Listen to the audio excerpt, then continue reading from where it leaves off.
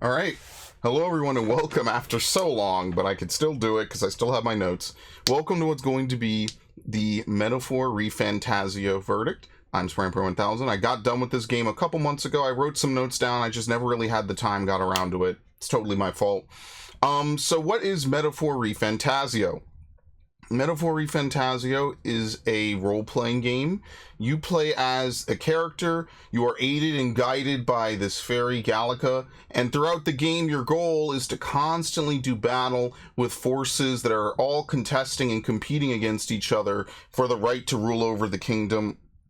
It's a fairly straightforward plot, but as you know, in most RPGs, the plot gets more convoluted, things start to change. It's a very story-heavy game, which is why I don't really want to go too in-depth with the story. But one of the things I will definitely immediately point to is that Metaphor Refantazio, and usually I don't start with this, it is a gorgeous game. It looks beautiful. This game has very stunning graphics. There's moments where they showcase very beautiful landscapes. You could definitely tell that Atlas took a lot of time and effort and care into making sure that every city that you visit, every town that you go to looks unique and memorable. The character designs are really cool. The different places that you travel to, like the caves and everything, while reused at times, look very nice. They're very eye-popping. They have like a very good filters, very good coloration. And so that's one of the things I really like about Metaphor, is that regardless of how often or how long you play it for, there's always something new to see. The characters and the enemies all look like they're straight out of a fantasy novel, which is very good, which helps lend to the theme of the game. Very good stuff. And like, that's one of the things I really wanted to open with, as I put here, is that this game looks fantastic. It is eye-popping, throughout the entire game as you travel. It just looks very good. The menus have that nice Atlas style. They're very unique. They're not just, text that you kind of toggle through. Every menu screen showcases like a character or an item or something. It's all very fanciful. And I always love this, whether you're playing Persona. I liked it a lot in SMT, right? And also, I guess, in reverse, Tokyo Mirage Sessions, right? They always bring that extra level of presentation, which I think is really nice. So right off the bat, this is one of my favorite aspects of the game, is just that it looks good. Normally, I'm not a big graphics person, but, I kind of had to be, right? Like, this game is very well presented. But yeah, getting back to the story, the only thing I will say that might be a slight negative, depending on who you ask, is I feel like the game is a little bit short. Now, I say this knowing damn well that the game is dozens upon dozens of hours long, but relative to like a Persona game, or, maybe just like another game in this genre, it does feel like a shorter game. It definitely, is like a 50, maybe 60-hour game, right? Even if you do most of the things in the game, right? Reading the text, letting all the stuff play out, right? But still enjoy it, right? I'll say quantity isn't always better, right? Sometimes that quality matters, and what the quality we have here is good. I just wish the game maybe had a little bit more time in the latter arcs to really fully develop. They add a couple areas you don't go to, you briefly pop in, and they're not fully explorable. They give you a final character, and I always say this in like every single Atlas game, they always give you some final character, and then only like 2 or 3 months of the game to really use them. And I always feel like it's a huge fumble, because you don't really get to fully utilize and grind them. And one thing about Metaphor, and I'll talk about it because it's the gameplay aspect of it, is that they do the same systems as a Persona game, where you're constantly like, there's a deadline until whatever event happens, and then, it's a game over. In this game, right, same system pretty much, almost bar for bar from Persona, which makes sense, same company. And it just is unfortunate, because you get a really cool character at the end of the game, and I barely even got to use him. And in fairness, you could attribute that to me just having a party set up at that point. That's why I just don't like late game characters in a game like this. It's very rare that a late game character really appeals to me in that way.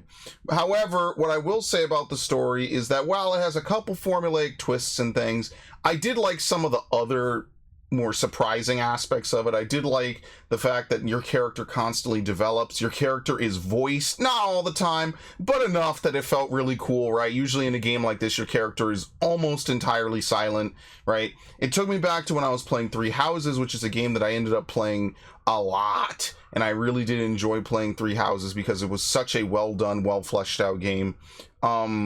So what I would say about the story of Metaphor, without spoiling it, because it is definitely a trip and I would definitely like you to enjoy it, is that there are a lot of ups and downs. I think that there are some good reveals. I think that it needed to take maybe just 1 or 2 more areas to really flesh out everything.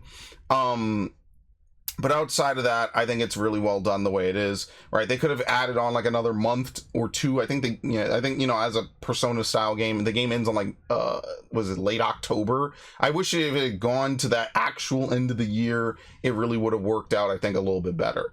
Now that said, let's talk about the gameplay. So, Metaphor gameplay wise might be my favorite Persona style game. Without a doubt. You could tell all the things that they've taken from the previous Persona games are in here, right?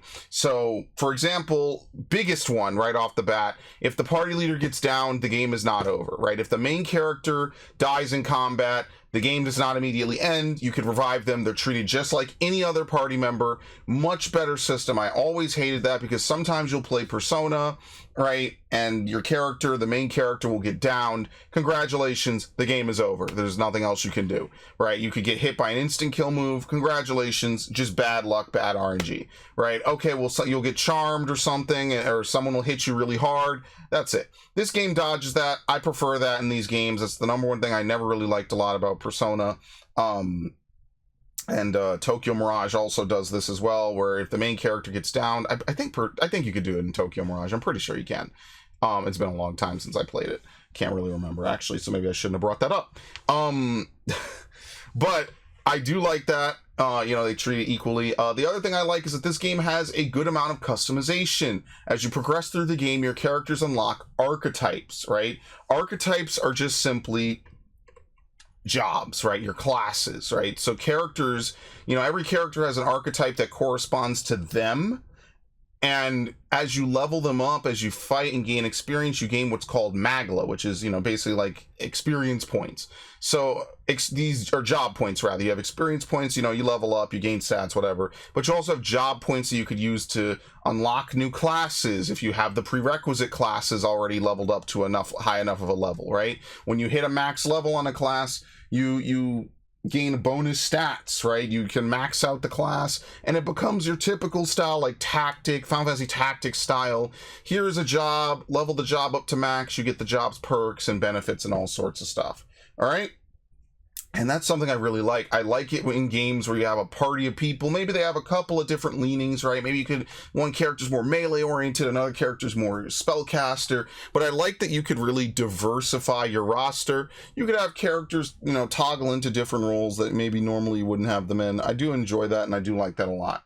Now, what I will say is that the main character in this game is pretty scripted to be a caster. It is pretty written. It is pretty much something that's easy for you to do, is to dip them into magic, which I prefer in these games. But if you were hoping for a more physical build, personally, physical builds in this game don't do too well. And the reason why I say that is because in this game, nothing really seems to be weak to slash attacks. There might be a couple of enemies here and there. You might be able to make weaknesses to slash attacks, but nothing seems to come with a predisposed weakness to slashing attacks. There's 3 kinds of melee attacks: slashing, piercing, and blunt. It seems like anything that's really weak to physical attributes like that is not weak to slashing. So slashing doesn't seem to be that good in this game.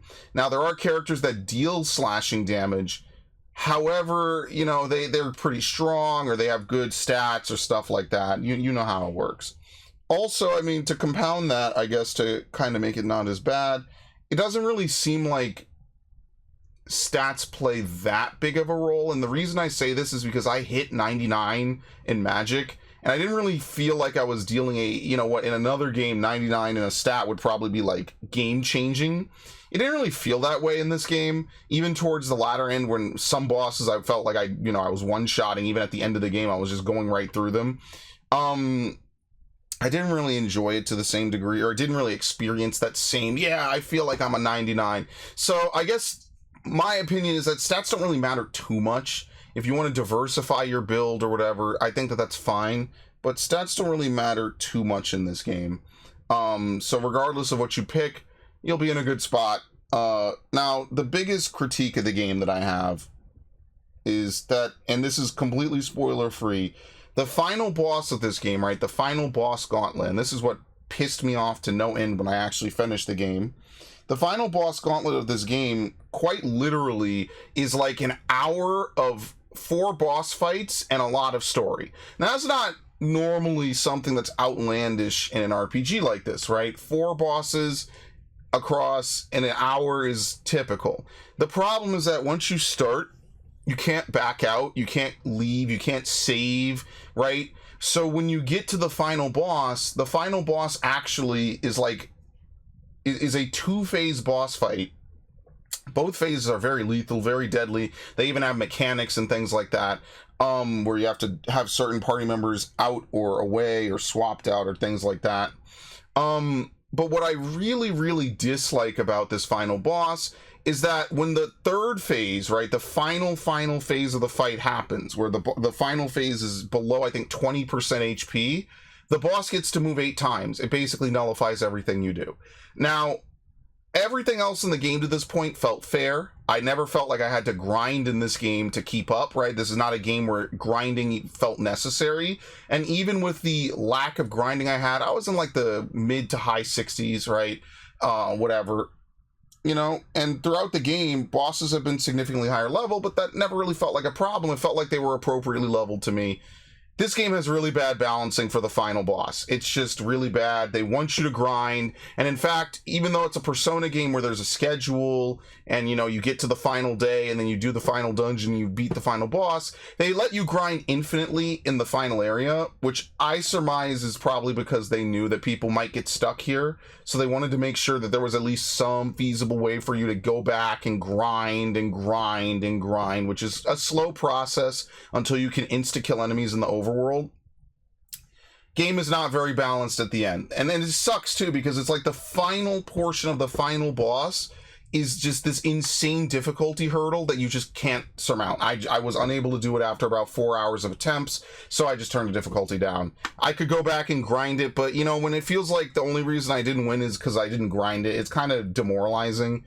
But I could try, I could mix and match, I could do other things. It's just a very abrupt change to a formula that for the previous like 50 hours was, hey, you know, you could grind or you could find strategies and diversify your team and you'll be fine.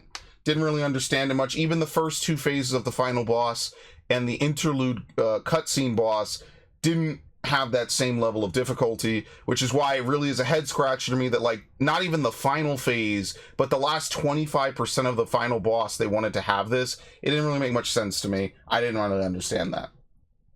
Let's talk about some good things I liked about the game, though. You are able to swap out party members in this game pretty much as soon as they give you more than 4 party members. Also, you have 4 party members on the field at any given time. Mind-blowing. I know, we have a game where there are more party members deployed than party members in reserve. One of those things about RPGs that just annoys the fuck out of me nonstop, and I never understand it. But besides that, you also can have team-up moves with party members after a point. You're able to combine abilities to deal AoE or debuff enemies and things of that nature. The way that the combat works in this game is a little bit similar to Persona. Each side of combat takes turns fighting, and you have what are called turn icons. Turn icons are depleted whenever you use an action. So for example, attacking an enemy will deplete 1 turn icon. Now the exceptions to this are very similar to Persona's once more system, where if you hit someone with an element or an attribute that they're weak against, they will immediately only take half of your turn icon, which allows you to move again. You will go to the next character and move again. And you can keep doing this so long as you have turn icons. Now, a half turn icon will be consumed, right, by any normal action, whether you hit another weakness or whether you use a normal move that would have taken 1 turn icon, right? You can only use it for one thing.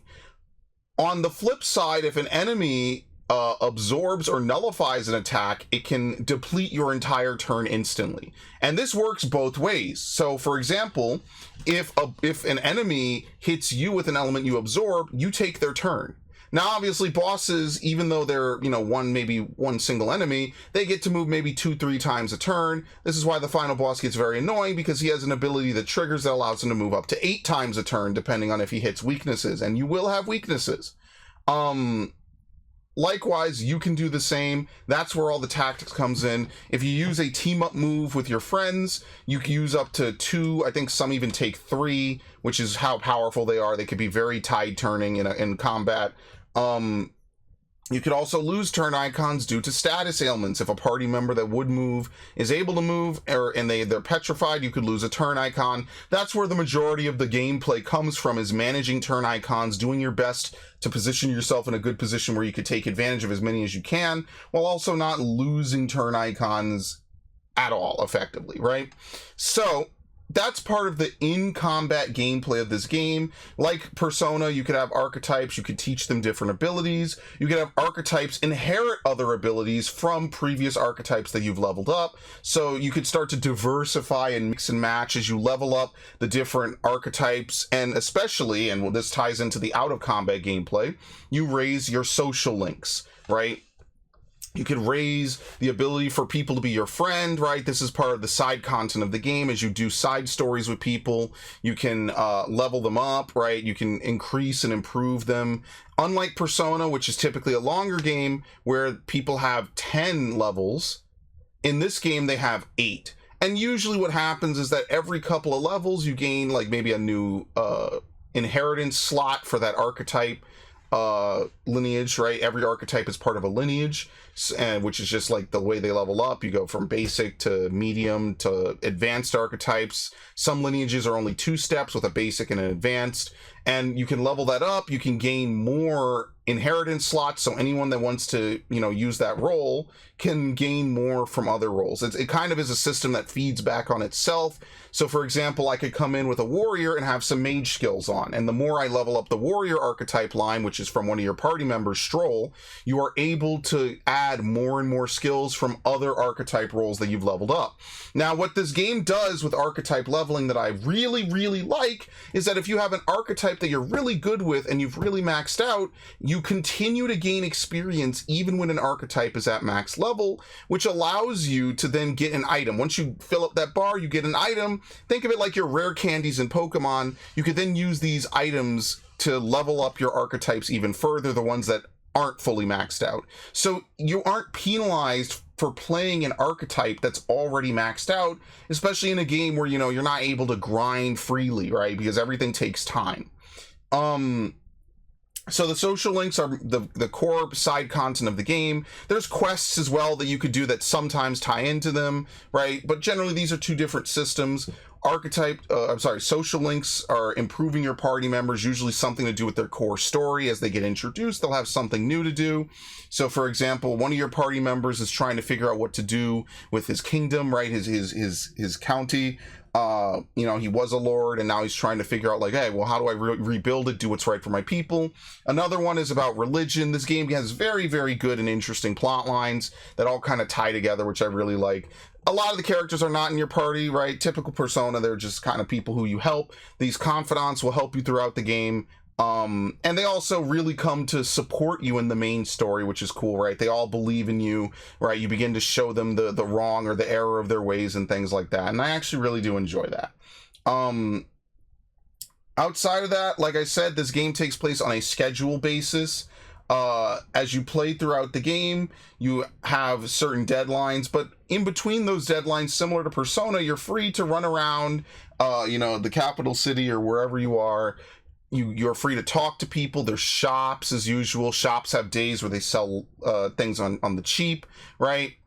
You have the ability to go outside these areas, maybe travel and hit and fight enemies and gain experience the raw way, right? Or you could go travel to other places, do side quests, right? Everything you do takes time. Sometimes going to these different areas takes a couple days, right? Like you actually have to travel out there and then travel back. And what you'll frequently run into is, you know, this idea of strategizing, right? I have this many days, similar to Persona, but I have this many days, right? It'll take me 2 days to travel here. Then I have to do the dungeon, right? And then I have to, you know, going back is instant for reasons I won't get into. But, you know, throughout the game, you're frequently presented with this as this contest for the king, or for the throne, continues, right? And that's one thing I really like about this game, is the strategy of it. Now, it does come down to the wire. Like I said, they do give you a party member really late. Like a Persona game, there's not a lot of room for making mistakes. However, unlike almost every other Persona game I've ever played, I was actually able to do almost all the side stuff in a single playthrough. I didn't get to do the super bosses, but I was able to do pretty much everything else in the game on a fresh new game, which I think was pretty cool. Outside of that, there's multiple towns for you to explore, which is, again, I really feel like you are exploring a constantly evolving world, seeing new things, doing different things. I really do enjoy it. You know, being able to see this fully fleshed out fantasy world, which is really awesome. And the way the schedule system plays into it is cool, because what you could do is you could do an activity during the day, and some activities are only available during the night. And some activities are available during both. Similar to Persona, you have different stats you need to level up. There's 5 different stats in total.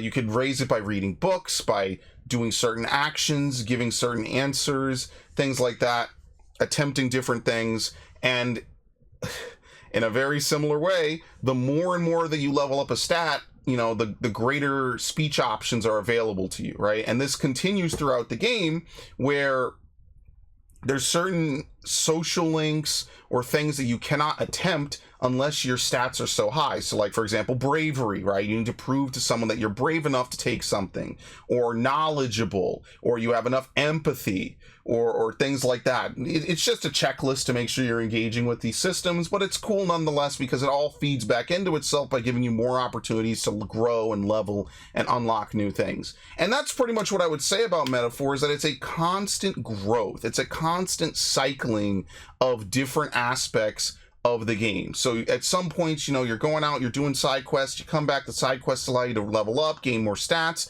Gaining these stats will then, get you prepped for the next story mission, which will allow you to spend more time chilling in town, maybe doing a couple tasks to raise your knowledge or your empathy and things like that, which will in turn allow you to take more side quests, and then, you know, you get to get back to that main meat, that nice juicy story. And I have to say I really like that. Additionally, I do like some of the boss fights. It seems like early on, some of the boss fights have a lot of mechanics. You know, Gallica will sometimes come in and do something cool. That seems to disappear towards the middle part of the game. I'm not sure if it's just there as like a little tutorial, but it was kind of a cool thing initially. Outside of that, though, the last and one of the biggest things I will talk about is that when you are wandering a dungeon, you can scan not only for treasure and see things on the map when you upgrade different stats and classes, but one of the things I really like that you could do is you can insta-kill enemies in the overworld. This is something that you don't see in a lot of RPGs. So, for example, Earthbound does this, and Blue Dragon does this, and maybe one other game I can't remember also does this. But if you're high enough level to an enemy, you will be able to hit them in the overworld and insta-kill them, and you gain all those stats and benefits you would have gotten from, you know, running around and doing whatever. Now, enemies can hit you in the overworld as well. Depending on the level difference between them, that will determine how hard it is for you to hit them in the overworld and break them, right? When you hit enemies in the overworld in real time, you have to dodge their attacks. You can hit them. They're still weak to the same type of weapons that they will be weak to otherwise. But if you hit them enough, you could stagger them, begin the battle with an advantage. Someone on your team will automatically take off 20 or 30 or some percentage of their HP. It's actually very helpful for you to do this, especially in the early game. And as you level up throughout the game, right, you'll notice that some enemies will just naturally become that weak. You know, when you scan them, yellow means they're level appropriate, red means that they're going to be pretty hard, probably something you shouldn't mess with, and blue means that they can't drag you into combat if they hit you, but you could hit them and defeat them in the overworld. If a yellow or red monster hits you, that's their advantage, and now they get to take a turn or two hitting you and your party. So it's definitely, you know, sort of a give and take. At any point, if you feel unsafe or if you just want to forego this bonus, you could choose to just engage with an enemy as normal. or you could just run around and slap them and do your best and see if you could hit them. Which reminds me, depending on the main character's class, the different weapons that you have equipped will have different swing speeds in the overworld. You know, a sword will be a little bit faster than a staff, but maybe the staff will have like a little AoE around it or something so you can hit multiple enemies. Speaking of which, let's talk about one random mechanic that exists in the beginning of the game and doesn't really come back. Goblins enrage if they see a spellcaster. Not if you have spells equipped on your archetype, but if you are a certain class, goblins enrage themselves and deal more damage, which would be cool, but it never really comes back as a mechanic, which is really weird to me. Outside of that, the music, oh lord, the music of Metaphor is really nice. I mean, it's an Atlas game, you know this, the presentation is almost like second to none, right? Like the presentation of this game is so well done, so fleshed out. The music is really good. Is it on the same level as Persona or, in my opinion, Xenoblade X? Not really, but I think Metaphor is definitely like a solid top 5 for recent history, especially on the channel for like presentation wise. So I have to give them that credit. So ultimately, like, the thing I really like about Metaphor is mostly the story, the gameplay. You know, I wish it stuck around a little while longer to really take a little more advantage of that. But ultimately, like, what would I say about Metaphor? It's definitely a play. It's definitely a buy. I mean, that pretty much goes without saying. My biggest annoyances are the final boss being like a complete roundhouse kick to the face in terms of difficulty jumping. You know, almost reminded me of Final Fantasy III, where you have to grind at the end of the game to comfortably defeat the final boss there, and it's like an hour of cutscene, or it's not like an hour, it's like 30 minutes, but it's still annoying because you have to climb up, you know, you have to go through you have to go through like basically 3 dungeons and multiple boss fights, like 6 or 7 boss fights, just to try to attempt the end of the game. It becomes a grind fest. Wasn't really a huge fan of that. But outside of that, everything else about Metaphor is great. Like I said, the systems play really nicely. Like I said, I wish they gave you a little more time, even if it means they maybe extend a couple things here and there, right? I do think that that would have solved a lot of the problems, would have allowed you to flesh out a couple things a little more, which is already done magnificently, but just that extra push at the end would have really, really made the difference. So what would I ultimately give Metaphor Refantazio? I'd give it a 93. I think that Metaphor Refantazio is an incredibly solid single-player game. You almost can't go wrong playing it. It does a lot of things very, very well. It is a very good presentation. Outside of that little bit at the end and a couple of things throughout, and, you know, the typical Persona pitfalls, this is one of the most solid RPGs I think I played on the channel in a long time. Compared to a game like Rebirth or Tales of Arise, it seems like Atlas has really come into their own when it comes to grasping what makes an RPG really, really fun. And for that, I really enjoyed it. So that's going to be all for today. I want to thank you all. If you watched the playthrough or watched the verdict, I will see you next time.